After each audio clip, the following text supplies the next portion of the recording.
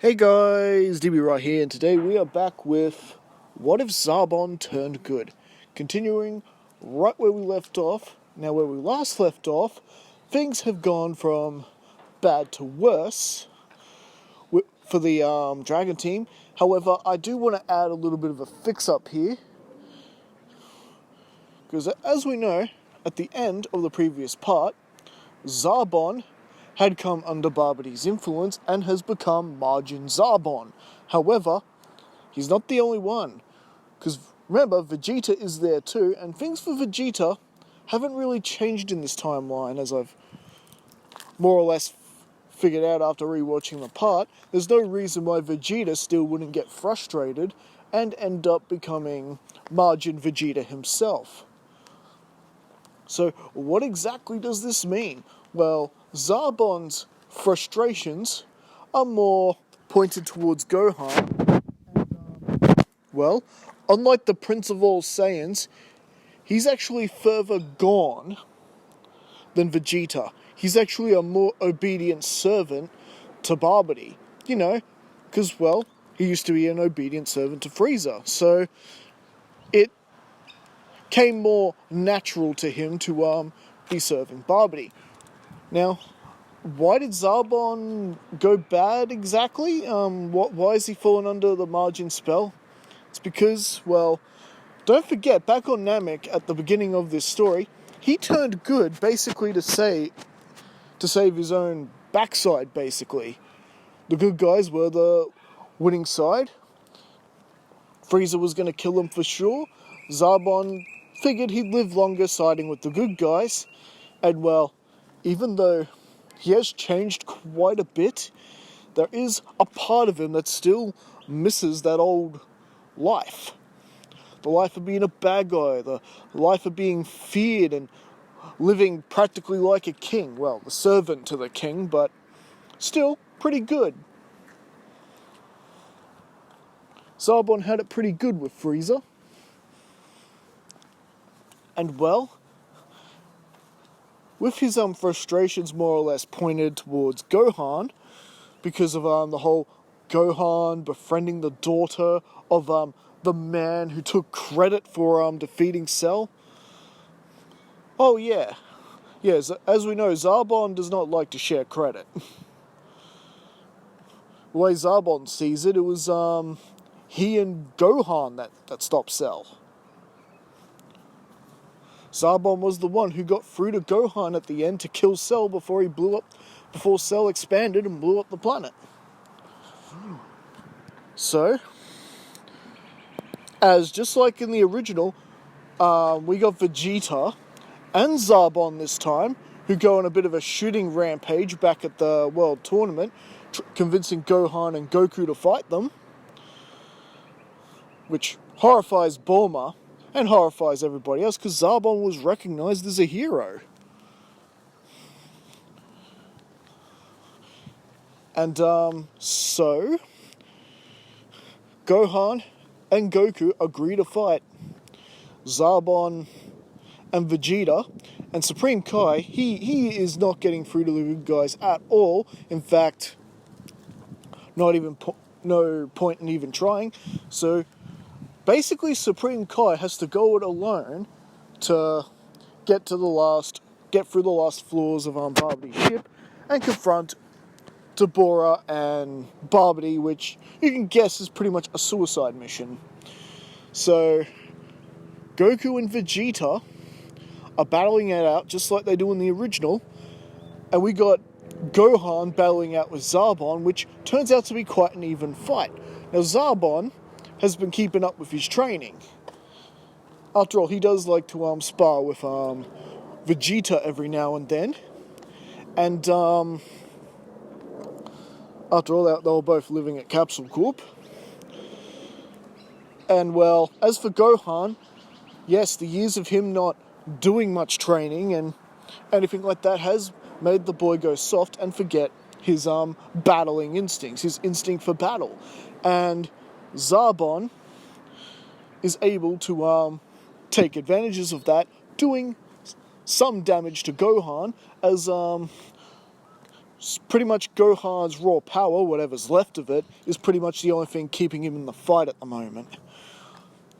Now, with all this damage being dealt to our heroes and vice versa, all that energy is going to Majin Buu relatively quick. Now, does Supreme Kai get to Babidi and Dabura before Buu is due to hatch? Well, yes he does. However, his battling prowess is no match for Dabura the Demon King, who essentially manages to kill Supreme Kai, and Babidi is so happy. Ha ha ha! I got my revenge on you! Ha ha ha! And Boo's gonna wipe out the universe! Blah blah blah!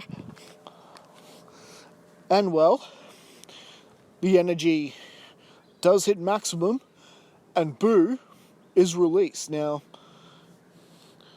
it can be argued in the original that Majin Buu didn't quite get to full power because Gohan attempted to blow the cocoon up.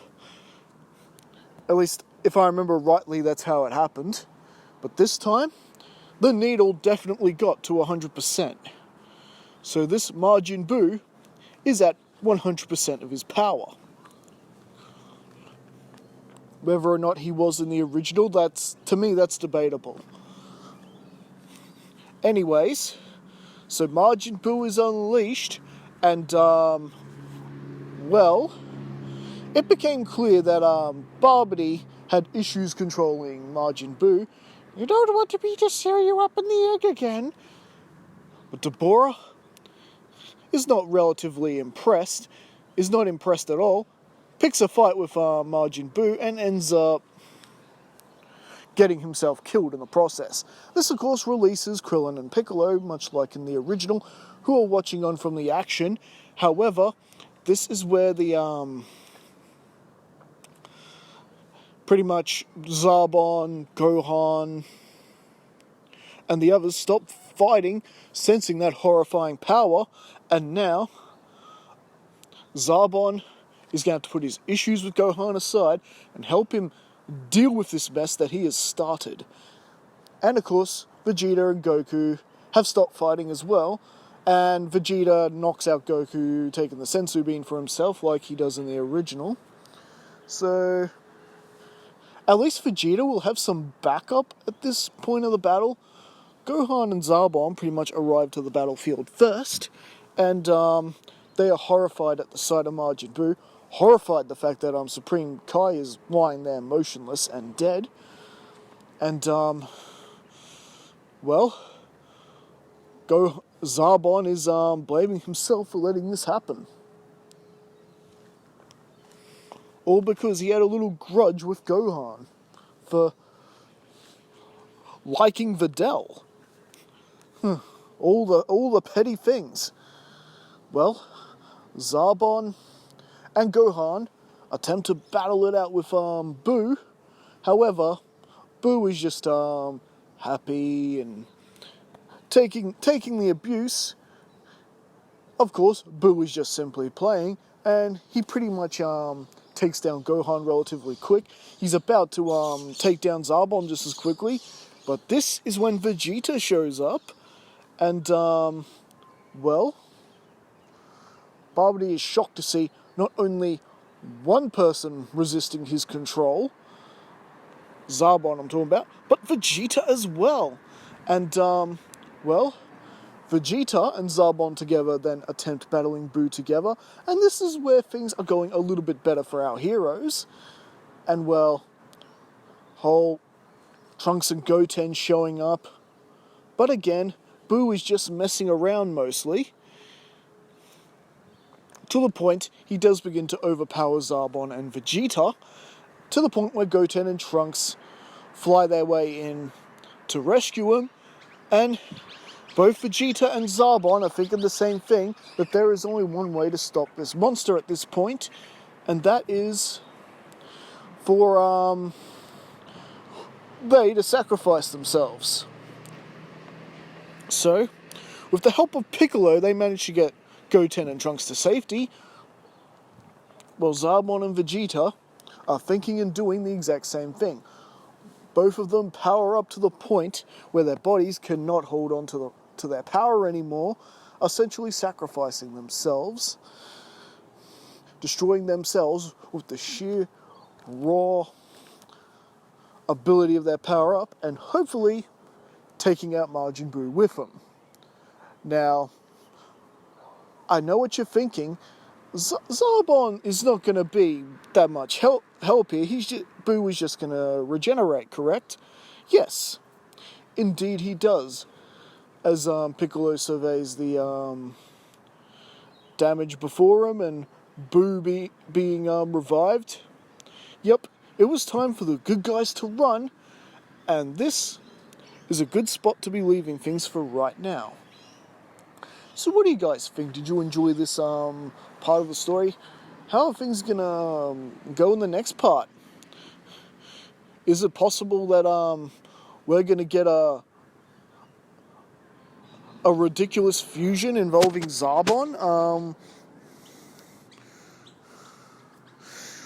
Is there still a way to at least ensure Gohan's survival? All this and more next time as we continue this story. Catch you later. Don't forget to like and subscribe and leave a comment.